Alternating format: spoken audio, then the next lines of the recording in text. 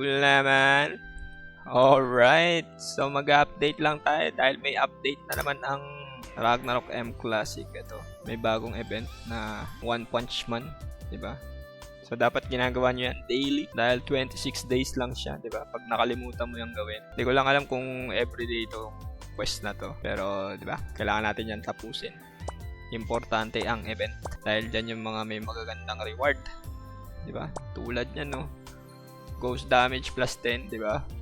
Hindi natin yan kailangan. Pero syempre, yung card ni Saitama, yan o, yan ang maganda, di ba? Attack, magic attack, penetration, magic penetration. Di ba? Solid pang PvE, di ba? Pwede rin yan pang PvP kung wala kang card. Tapos syempre, yung iba pa ditong mga costume, di ba? Check natin kung ano yung pwedeng pang Royal Guard. Wind damage, di natin yung kailangan. Itong costume, siguro kung ito lang yung deposit reward ng HP, 'di ba? Kung makukuha natin 'yan, 'di ba? Tsaka maganda siyang pamorma. Mukhang bading. Ba't ganun? Ganun yung niya, forma niya. Itong headgear. Oh, angas, parang si Sasuke. Yan lang, no? Tapos ano tong mga to?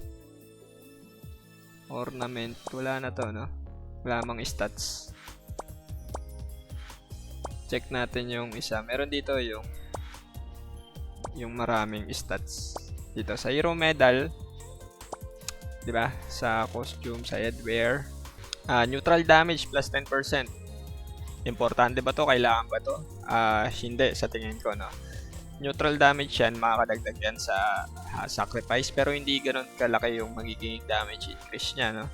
Mas okay pa rin sa ating headwear yung may vitality or yung may HP, no? Pero pwede mo siyang gamitin kung magkakaroon ka ng magandang enchantment. Tapos etong si Genos, 'di ba?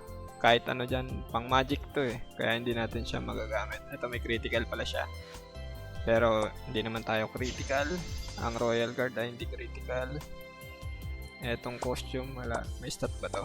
Wala palang stat. Ito yung pala, yung mata, 'di ba? Yung mata ni Saitama pang magic din, 'di ba? Saan to magagamit? Sa Grand Cross lang. Pero syempre pagka Royal Guard, puro physical na yung skill ng Royal Guard eh. Kaya hindi na to okay. Tapos etong Boros, wala siyang stat. Hindi na natin kailangan tignan. Ito rin walang stat. Ito walang stat. Kung ano man yung kailangan natin dyan, unlock reward lang. Tsaka yung deposit reward. HP, magic attack. Diba? Hindi ko alam kung aabot yung points natin ng ganyan na ma-unlock natin to lahat. Pero kung ma-unlock natin lahat dyan, hindi maganda. Yun yung isa pang dahilan kung bakit mas pipiliin kong mag-overbrand kaysa mag-earth drive build. Kasi yung mga deposit dito ng mga equipments ay magic attack. So, mas late game, no, end game, kung aabot man tayo doon, mas magiging maganda yung stats natin dahil sa mga deposit. Pero yung sacrifice, maganda siyang i-build kasi linear yung build mo doon. HP lang, tapos vitality, tapos ayun na, tataas na yung damage mo. Tapos syempre kung may mga iba kang enchantment na physical damage or attack, di ba? Makakatulong 'yon. Tapos eto, yung pierce pa, no? Meron kasi yung pierce dito, penetration daw ito, no? Hindi ko alam kung same sila ng bracket or sa multiplier, pero yan, para siyang penetration. Or siguro bago siyang stat. Hindi ko alam. Hindi pa ako sigurado. Hindi ko pa nako-compute. Yan. Okay din to. Pang shield boomerang. Diba? Or holy cross.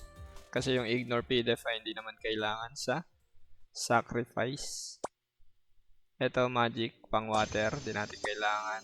Ito int bit. Diba? Magic damage pang grand cross. Gusto ko yan. Pwede ko siyang kunin pero wala, baka mag third job na ako, mag Royal Guard na, puro overbrand na yung gagamitin ko na. Ito maganda, move speed at auto attack damage, 'di ba? Pang sacrifice. di ba? Makakahabol ka na niyan. Habulin mo lahat ng pwede mong habulin. Kaya nga lang, di ba? Ito kasing mga equipment na to or accessories, hindi natin siya magagamit sa guild versus guild. Bakit? Kasi yung equipment natin doon ay yung mga rentals, di ba? Mas magaganda yung stats doon, mas solid. Saan ba yun? Class. Ito tayo sa class. Sacrifice. Yan. Yung sacrifice ko, no?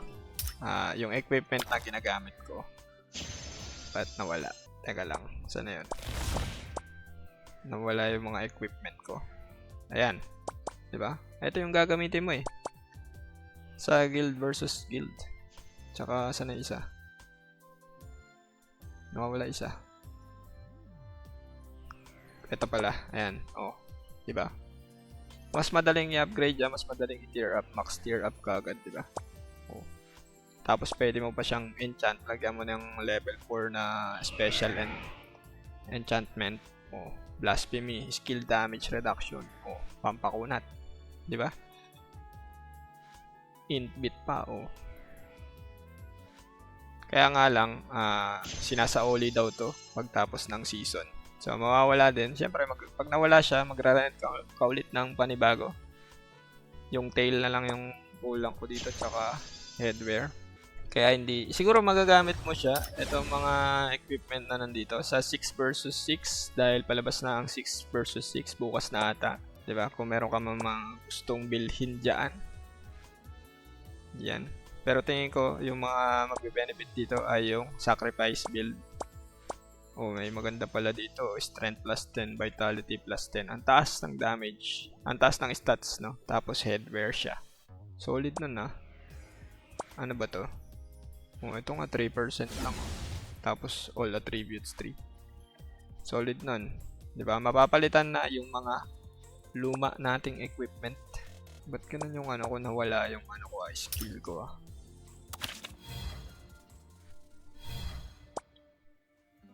Ayun.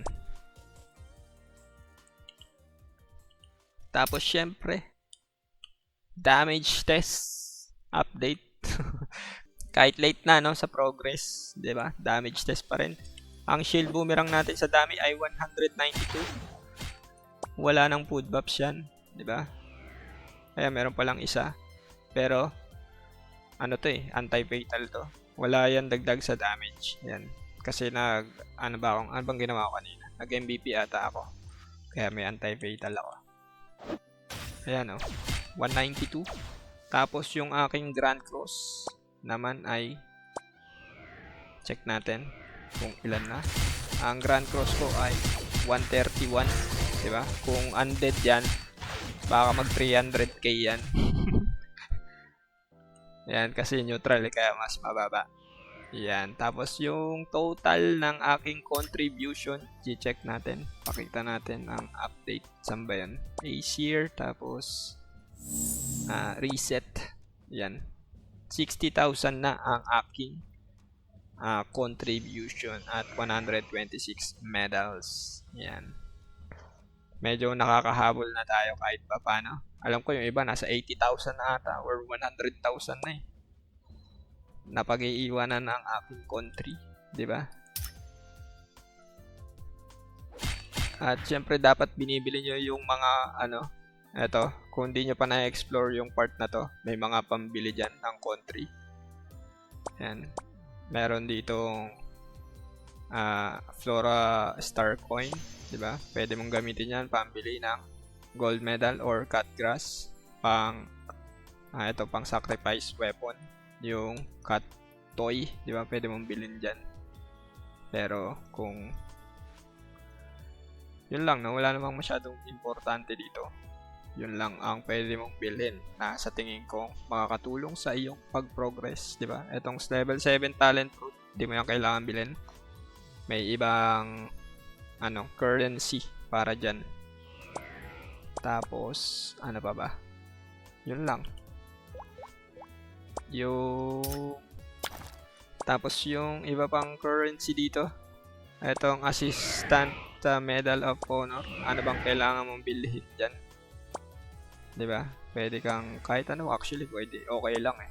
Pero ako, ang binibili ko dyan ay contribution, di ba? At gold medal para mataas ang ating damage.